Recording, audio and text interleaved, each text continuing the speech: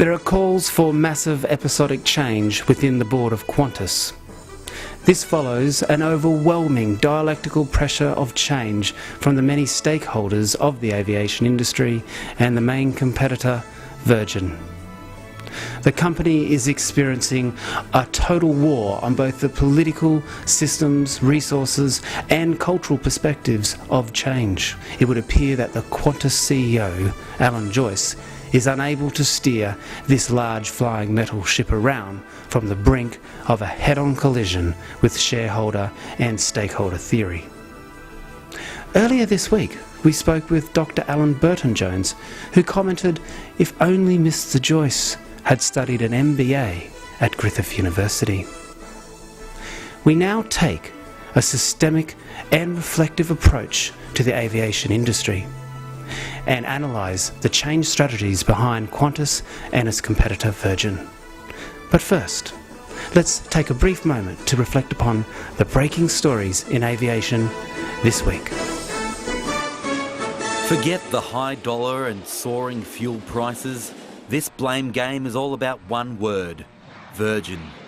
We're seeing a competitor that has an advantage over Qantas because there's not a level playing field. That advantage has sent the national carrier into a tailspin. Qantas is tipping a half-year loss of $300 million. It wants to save $2 billion over 3 years. 1,000 jobs will go, and possibly more.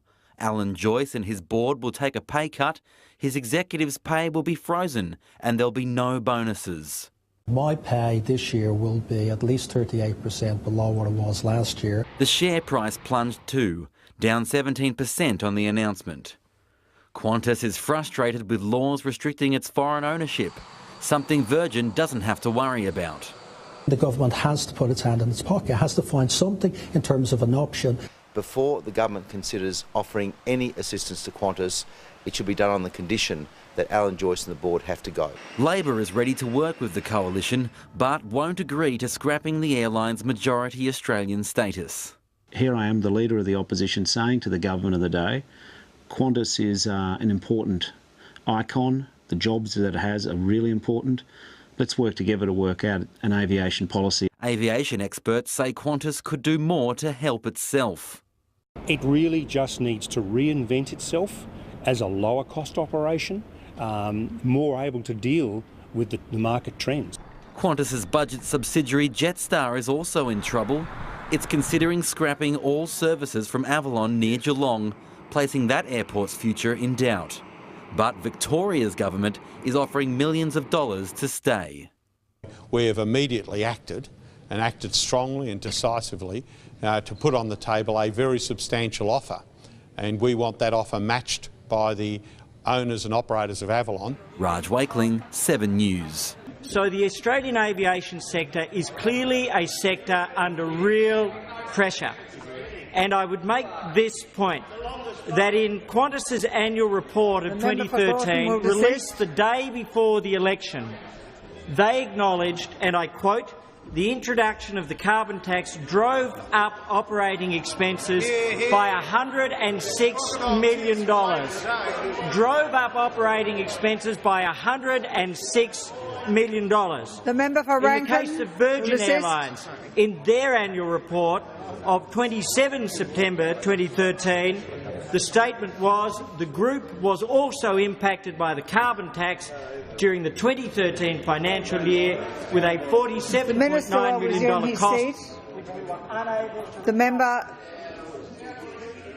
The minister will resume his seat. The Leader of the Opposition. I spoke to Alan Joyce an hour ago. The carbon tax has nothing to do with it. Stop politicising job losses.